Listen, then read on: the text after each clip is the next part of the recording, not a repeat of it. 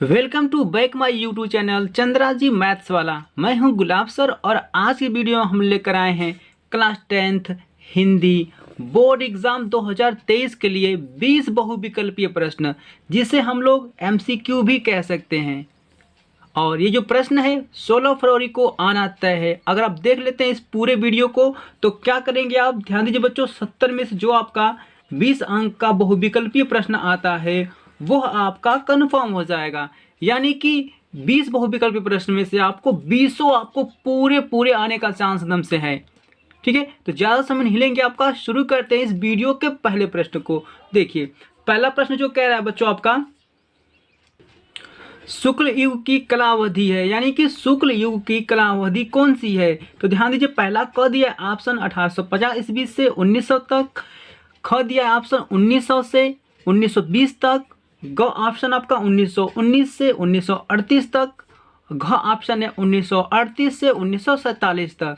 तो मेरे प्यारे बच्चों मैं बता दूं कि इस चारों में से जो आपका करेक्ट आंसर है वो हो जाएगा आपका ग, यानी कि 1919 से लेके 1938 तक is the correct answer. Okay, तो पहला क्वेश्चन का आप आंसर देख चुके हैं। अब हम लोग देखेंगे नेक्स्ट प्रश्न को। हम लोग का जो दूसरा प्रश्न है बच्चों, आप देख पा रहे हैं यहाँ पर सेकेंड प्रश्न आपका कह रहा है शुक्लोत्तर युग की समय सीमा है। देखिए बच्चों, ये क्या आपका शुक्ल युग है, आपका ये कौन सा है, शुक्लोत्तर युग है। यानी कि शुक्ल युग के बाद आपका ना आता है शुक्लोत्तर युग, यानी कि पहले शुक्ल युग आता है उसके बाद ही कौन सा आ जाता है आपका है शुक्लोत्तर युग। ठीक है, यानी कि दोनों क्वेश्चन अलग अलग हैं, लेकिन शुक्ल युग के बाद आपका शुक्लोत्तर युग आता है। तो देखिए आपका पूछा है कि इसका समय सीमा कौन सा है, तो ऑप्शन क दिया है 1938 से 1980 तक, ऑप्शन ख 1950 ईस्वी से 1900 ईस्वी तक, ऑप्शन ग 1900 ईस्वी से 1920 ईस्वी तक, ऑप्शन घ 1936 ईस्वी से 1947 ईस्वी तक। तो इसमें से मैं बता दूं बच्चों, जो करेक्ट आंसर आपका है वो है आपका क, यानी कि 1938 ईस्वी से लेकर 1980 ईस्वी तक इज द करेक्ट आंसर। ठीक है, तो यानी कि आपका शुक्लोत्तर युग की जो समय सीमा होगी वो होगी आपकी 1938 से लेकर 1980 ईस्वी तक होगी। ठीक है, तो मेरे प्यारे बच्चों सेकंड प्रश्न आपका कंप्लीट हुआ। हम लोग देखते हैं अब तीसरे प्रश्न को। तो देखिए तीसरा प्रश्न कह रहा है आपका गोदान किस युग का उपन्यास है। यानी कि आपसे प्रश्न कह रहा है कि जो गोदान है ना वह किस युग का उपन्यास है। ठीक है, तो मेरे प्यारे बच्चों में हम तो जानते हैं कि उपन्यास एक विधा होती है। ठीक है, तो आपका जो गोदान है ना वो किस युग का उपन्यास है। ठीक है, देखिए क दिया है आपका शुक्ल युग का है, ख शुक्लोत्तर युग का, ग द्विवेदी युग का, घ आपका आधुनिक युग का। यानी कि गोदान किस युग का उपन्यास है इन चारों में से। तो मेरे प्यारे बच्चों मैं बता दूं आपका जो करेक्ट आंसर है वो आपका हो जाएगा ऑप्शन क इज द करेक्ट आंसर, यानी कि शुक्ल युग। ठीक है बच्चों, यानी कि आपका गोदान जो है ना वह शुक्ल युग का उपन्यास है। ठीक है, चलिए बच्चों अब हम लोग देखते हैं क्वेश्चन नंबर 4 को। क्वेश्चन नंबर 4 कह रहा है आपका कृति कंकाल के लेखक हैं। यानी कि जो कृति कंकाल के लेखक कौन है। ठीक है बच्चों, देखिए ये कंकाल जो है ना आपका, ये कृति दिया आपका। ठीक है, तो ये जो कंकाल है ना इसके लेखक कौन है। ओके बच्चों, ऑप्शन क दिया है जयशंकर प्रसाद, ऑप्शन ख मुंशी प्रेमचंद्र, ऑप्शन ग राम कुमार वर्मा, ऑप्शन ख मैथिली शरण गुप्त। ठीक है, तो जो कंकाल आपका है ना, जो कंकाल जो कृति है इसके लेखक आपके बच्चे हो जाएंगे क, यानी कि जयशंकर प्रसाद। ऑप्शन क इज द करेक्ट आंसर। ठीक है बच्चों, ठीक है सर। आगे देखते हैं हम लोग नेक्स्ट प्रश्न को। अगला प्रश्न हम लोग का पांचवा जो कह रहा है वो कह रहा है रस मीमांसा के लेखक हैं। यानी कि रस मीमांसा के लेखक कौन है। तो देखिए क दिया ऑप्शन आचार्य रामचंद्र शुक्ल, ख बाबू गुलाब राय, ऑप्शन ग भगवत शरण उपाध्याय, ऑप्शन घ जयशंकर प्रसाद। तो मेरे प्यारे बच्चों मैं बता दूं इसका जो करेक्ट आंसर होगा वो आपका क, यानी कि आचार्य रामचंद्र शुक्ल जी होंगे। यानी कि रस मीमांसा के जो लेखक कौन है, तो आचार्य रामचंद्र शुक्ल जी हैं। तो ये हम लोग का 5 क्वेश्चन कंप्लीट हुआ। अब हम लोग देखते हैं छठवें प्रश्न को। तो मेरे प्यारे बच्चों जो प्रश्न आपका छठवां कह रहा है निम्न में से रीति काल की कला अवधि है। यानी कि रीति काल की कला अवधि कौन सी है। तो बता दो इसमें का जो करेक्ट आंसर है वो आपका हो जाएगा 1643 ईस्वी से 1843 ईस्वी तक, यानी कि क आपका आंसर आपका सही होगा। ठीक है, तो हम लोग का ये हो गया, यानी कि रीतिकाल की कालावधि कौन सी होगी, तो 1643 ईस्वी से 1843 ईस्वी तक। ठीक है, अब हम लोग देखते हैं बच्चों आपका सातवां प्रश्न। सातवां प्रश्न भी आपका बहुत ही इंपॉर्टेंट है। ठीक है, प्रश्न कह रहा है आपका रसिक प्रिया के रचनाकार हैं, यानी कि रसिक प्रिया के रचनाकार कौन है। देखिए क दिया ऑप्शन आचार्य केशवदास, ऑप्शन ख आचार्य हजारी प्रसाद, ऑप्शन ग आचार्य देव, ऑप्शन घ भिखारी दास। ओके, तो मेरे प्यारे बच्चों मैं बता दूं आपका कि रसिक प्रिया के रचनाकार जो हैं वो आपके हो जाएंगे आचार्य केशव प्रसाद, यानी कि ऑप्शन क इज द करेक्ट आंसर हो जाएगा आपका। ठीक है, तो चलिए हम लोग देखते हैं हम आठवें प्रश्न को। आठवां भी प्रश्न आपका बहुत ही इंपॉर्टेंट है बच्चों। प्रश्न कह रहा है प्रगतिवादी युग की दो प्रवृत्तियां जिसे विशेषताएं भी कहते हैं कौन सी है, यानी कि आपको बताना है कि प्रगतिवादी युग की दो प्रवृत्तियां। ठीक है, प्रवृत्तियां को आप लोग विशेषताएं कहिए चाहे प्रवृत्तियां कहिए, दोनों एक ही बात है। तो इनमें से कौन सी हैं, तो मेरे प्यारे बच्चों मैं बता दूं आपको। देखिए ऑप्शन क दिया है सौंदर्य भावना, ऑप्शन ख करुणा तथा नराशय की भावना, ऑप्शन ग मानवतावाद जिसे हम लोग प्रवृत्ति भी कहते हैं। ठीक ना, यहाँ पर देखिए घ दिया आपका है विद्रोह एवं क्रांति की भावना। तो मेरे प्यारे बच्चों मैं बता दूं आपको कि देखिए इसमें का जो करेक्ट आंसर आपका होगा ना, देखिए कौन सा होगा आपका ग और घ दोनों आपके करेक्ट आंसर होंगे। ठीक है, देखिए मैं यहाँ थोड़ा इसको काट रहा हूँ कुछ यहाँ से बच्चों, इसे घ को भी काट दिया हूँ। ठीक है, यहाँ थोड़ा कामा कर देता हूँ मैं। ठीक है, यानी कि मैं कह सकता हूँ कि क यहाँ पर सौंदर्य भावना दिया है, ख आपका कौड़ा तथा नैराश्य की भावना दिया है। आपका जो ग की बात करूँ बच्चों, देखिए ग में आपको दोनों को मैं यहाँ पर जोड़ दिया हूँ, यानी कि मानवतावादी प्रवृत्ति और विद्रोह एवं क्रांति की भावना, ये दोनों को मैं कर दिया हूँ। ठीक है, अब देखिए बच्चों यहाँ पर मैं एक बना दे रहा हूँ ऑप्शन आपका घ वाला। घ में ऑप्शन में क्या लिखूंगा बच्चों, यहाँ पर देखिए इनमें से कोई नहीं। ठीक है, इनमें से कोई नहीं है। ठीक है, देखिए बच्चों यहाँ पर ध्यान दीजिए, क आपका ये वाला दिया था आपका सौंदर्य भावना, ख दिया करुणा तथा नैराश्य की भावना, आपका ग जो है मानवतावादी प्रवृत्ति, कॉमा करके लिखे थे यहाँ पर हम विद्रोह एवं क्रांति की भावना। देखिए बच्चों इसमें दोनों थे आपके। ठीक है ना, एक मानवतावादी प्रवृत्ति और विद्रोह एवं क्रांति की भावना, ये दोनों थे। और देखिए घ दिया आपका ऑप्शन इनमें से कोई नहीं, तो हमने क ख और ग और घ इनमें से कौन सा आपका है। तो मेरे प्यारे बच्चों मैं बता दूं आपका जो ग क्या होगा आपका ऑप्शन करेक्ट होगा, क्योंकि आपका मानवतावादी प्रवृत्ति और विद्रोह एवं क्रांति की भावना ये दोनों क्या आपके होंगे करेक्ट होंगे। ठीक है, तो मेरे प्यारे बच्चों आप समझ पा रहे होंगे। ठीक है, यानी कि क आपका और ख और यहाँ पर आपका घ, ये तीनों आपके गलत होंगे, सही कौन होगा आपका, तो ये पूरा आपका ग वाला पूरा आपका सही हो जाएगा। ठीक है बच्चों, ठीक है सर। आगे देखिए हम लोग देखते हैं आप क्वेश्चन नंबर 9वां को। बच्चों 9वां प्रश्न कह रहा है आपका निम्न में से छायावाद की दो प्रवृत्तियां कहिए चाहे विशेषताएं कहिए। ठीक है, दोनों एक ही बात है, तो कौन सी है। तो यानी देखिए बच्चों इनमें से आपको छायावादी की दो प्रवृत्तियां बताना है। तो ऑप्शन क दिया है मुक्ति प्रकृति चित्रण, ऑप्शन ख दिया है कविता में हास्य और व्यंग्य के पुत्र का समावेश, ऑप्शन ग दिया है श्रृंगार और प्रेम वेदना, ऑप्शन घ दिया आपका प्रकृति का मानवीकरण। ठीक है, तो देखिए बच्चों मैं क्या करता हूँ ना, मैं इसको घ के यहाँ से काट देता हूँ। ठीक है, इसे किस लिए काटा बच्चों, लिख दिया था मैंने, इसको काट देता हूँ। देखिए यहाँ पर मैं ऑप्शन बनाता हूँ बच्चों घ वाला, इसमें लिखता हूँ कि इनमें से कोई नहीं। ठीक है, इनमें से कोई नहीं।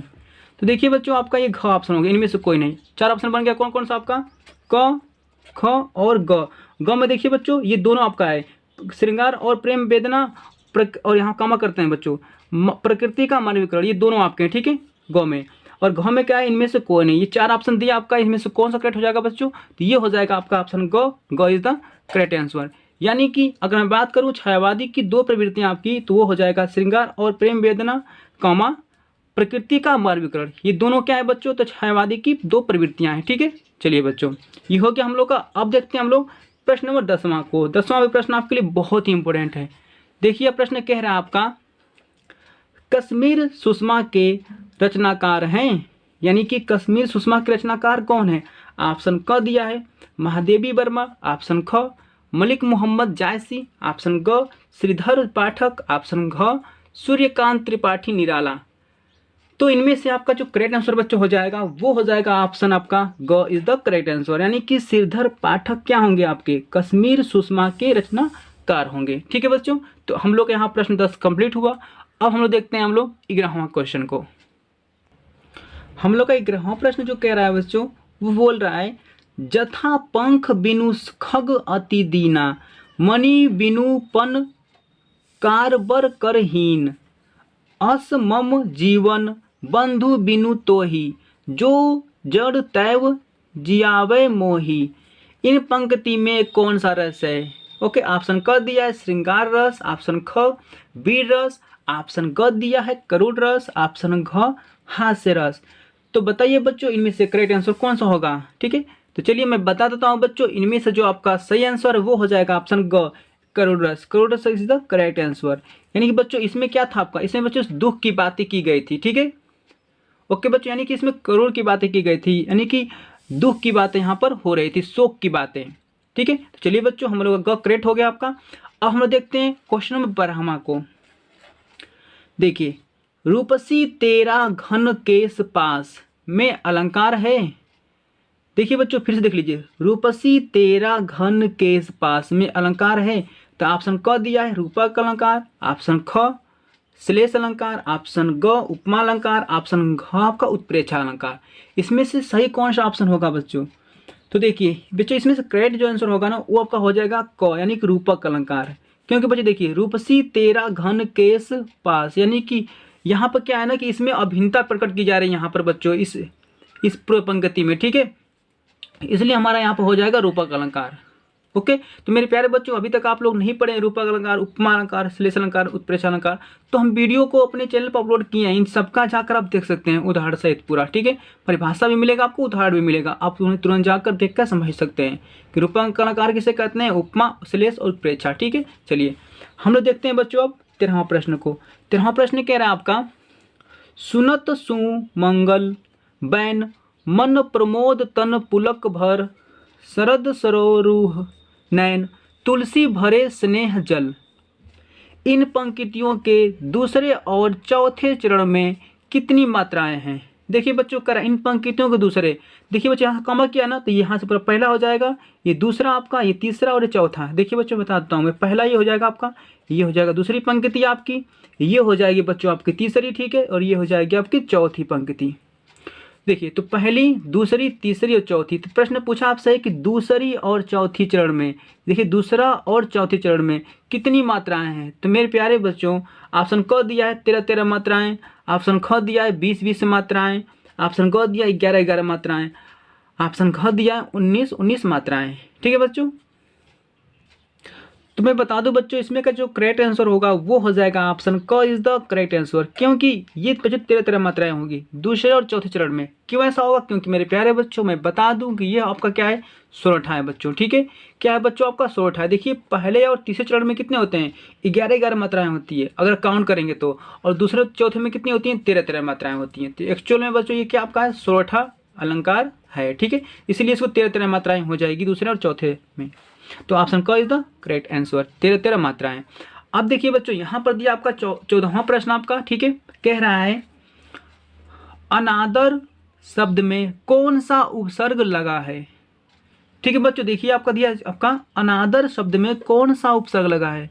उपसर्ग किसे कहते हैं बच्चों, जो किसी भी मूल शब्द के क्या आता है, पहले आता है यानी शुरू में आता है। ठीक है, देखिए तो क दिया है अन, ख दिया है अनु, ग दिया आपका है अ, घ दिया है आ। तो इनमें से कौन सा आपका सही है? तो देखिए अनादर, तो बच्चे यहाँ पर अन धन आदर, बच्चों इसको आप छंद विच्छेद करेंगे तो क्या मिल जाएगा, अन धन आदर। तो अन क्या होगा बच्चों आपका, अन किसी भी आदर, देखिए बच्चों लिख देंगे इसको हम अगर, तो अन धन आदर।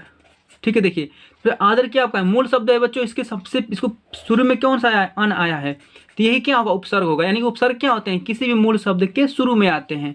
तो इसमें से अन कौन सा आपका है, क इज द करेक्ट आंसर। ठीक है बच्चों, यानी कि उपसर्ग आपके किसी मूल शब्द के क्या आते हैं, पहले लगते हैं, यानी कि अन क्या आपका है, सही हो जाएगा। ठीक है, चलिए बच्चों अब देखते हैं हम लोग यहाँ पर 15वां प्रश्न को। 15वां प्रश्न कह रहा है आपका त्व प्रत्यय लगाकर शब्द बनेगा, यानी कि इसमें से दिया क मृदुत्व, ख मृदुता, ग प्रभुता, घ त्वचा। तो इनमें से कौन सा करेक्ट आंसर बच्चों होगा आपका। तो देखिए प्रत्यय क्या होता है, तो प्रत्यय बच्चों किसी मूल शब्द की क्या आता है, अंत में आता है। देखिए इसमें से किसी भी अंत शब्द अंत में आया क्या, तो आपका, तो हाँ देखिए तो आपका मृदुत्व में आया है लास्ट में, यानी कि प्रत्यय जो होते हैं ना बच्चों किसी भी मूल शब्द के क्या आते हैं, अंत में आते हैं। तो इसमें से हमारा क इज द करेक्ट आंसर, यानी कि इसके अंत में तो आपका आया है। ठीक है, तो ये हमारा क्या हो जाएगा, क आपका सही आंसर हो जाएगा। तो बच्चों 15वां प्रश्न हो गया आपका। हम लोग देखेंगे अब 16वें प्रश्न को। तो हम लोग का जो 16वां प्रश्न कह रहा है वो बोल रहा है बच्चों शताब्दी का समास विग्रह है, यानी कि हम शताब्दी का अगर समास विग्रह करेंगे तो इसका समास विग्रह क्या होगा। तो देखिए क दिया है 100 वर्षों का समूह, ख दिया है 100 दिनों का समूह, ग 100 महीनों का समूह, घ इनमें से कोई नहीं। तो मैं बता दूं बच्चों जो शताब्दी होती है ना वो क्या होती है आपकी, ध्यान समझिए आप लोग। जो शताब्दी होती है बच्चों वो आपका वर्षों का जोड़ा जाता है। ठीक है, शताब्दी मतलब कि 100 वर्षों का समूह होता है। शताब्दी किसे कहेंगे, तो जिसमें आपका क्या होता है बच्चों 100 वर्ष को हम लोग कहते हैं शताब्दी, यानी कि 100 वर्ष को हम लोग क्या कहते हैं, शताब्दी कहते हैं। तो ये क्या हो जाएगा शताब्दी का समास विग्रह करेंगे तो हो जाएगा 100 वर्षों का समूह। ऑप्शन क इज द करेक्ट आंसर। ठीक है बच्चों, यानी कि शताब्दी को हम लोग क्या कहते हैं, देखिए 100 वर्षों का समूह कहते हैं, यानी 100 वर्ष हो जाएगा तो शताब्दी कह देंगे। अब देखिए बच्चों, यानी कि आपका हम लोग देखते हैं अब 17वां प्रश्न को। ये कह रहा है अच्छी शब्द का तद्भव शब्द है क आँख, ख दिया है कान, ग दिया है भौं, घ दिया है दांत। देखिए बच्चों जो ये तद्भव जो होता है ना ये बच्चों हिंदी के शब्द होते हैं। ठीक है, ये बच्चों क्या होते हैं, ये संस्कृत से निकल कर आते हैं लेकिन हिंदी के शब्द होते हैं तद्भव। तो देखिए बच्चों जो अच्छी जो है ना ये क्या है, ये बच्चों तत्सम है एक्चुअल में आपका। अच्छी क्या है बच्चों, तो अच्छी आपका तत्सम है। आपसे पूछा कि इस अच्छी का तद्भव क्या होगा, तो देखिए बच्चों इसका जो करेक्ट आंसर हो जाएगा वो आप समझ जाएगा क, यानी कि आँख होता है, यानी कि अच्छी का तद्भव क्या होता है, आँख होता है। आँख इज द करेक्ट आंसर। ठीक है बच्चों, यानी क आपका सही आंसर हो गया। हम देखते हैं 18वां प्रश्न को। इसमें कह रहा है इत्यादि का संधि विच्छेद है, यानी कि इत्यादि को अगर हम लोग संधि विच्छेद करें तो इसका सही आपका क्या हो जाएगा। तो क दिया है इति धन आदि, ख इत धन आदि, ग इति धन यादि, ऑप्शन घ इत धन यादि। देखिए बच्चों इसमें बहुत थोड़ा डिफरेंस दिया है, इसमें से करेक्ट आंसर कौन सा होगा थोड़ा सोचिए आप। तो ज़्यादा कुछ हार्ड नहीं, बहुत ही आसान है बच्चों, थोड़ा सा मेहनत करिए। तो चलिए बच्चों मैं बता देता हूँ कि इसमें बच्चे इत्यादि का अगर हम संधि विच्छेद करते हैं तो इसका हो जाएगा इति धन आदि, यानी कि ऑप्शन क इज द करेक्ट आंसर। ठीक है बच्चों, यानी इत्यादि का संधि विच्छेद क्या होता है, यति धन आदि होता है। ठीक है, चलिए अब हम लोग देखते हैं 19वां प्रश्न को। 19वां प्रश्न कह रहा है फलैभ्य, फलैभ्य रूप है फल शब्द का, यानी कि फल शब्द का जो फलभ्य है वो रूप है, कौन सा रूप है। ठीक है, देखिए बच्चों तो ऑप्शन क दिया है चतुर्थी विभक्ति बहुवचन है, ख पंचमी विभक्ति बहुवचन है, कि ग विकल्प, देखो विकल्प क व ख दोनों है, यानी कि ये क और ख दोनों आपके सही हैं। ऑप्शन घ दिया इनमें से कोई नहीं। तो देखिए बच्चों अगर मैं बात करूँ इसमें से कि फलभ्य रूप है, यानी कि फलभ्य की बात करूँ बच्चों हम लोग, तो इसमें से हमारा देखिए यानी कि चतुर्थी विभक्ति बहुवचन और पंचमी विभक्ति बहुवचन ये दोनों आपके क्या हैं, करेक्ट आंसर हैं। ठीक है, दोनों ही आपके ऑप्शन सही हैं। तो हम लिख सकते हैं यहाँ पर क और ख दोनों सही, यानी कि क और ख दोनों सही हैं, यानी कि ऑप्शन ग इज द करेक्ट आंसर। ठीक है, हो गया बच्चों आपका गुड।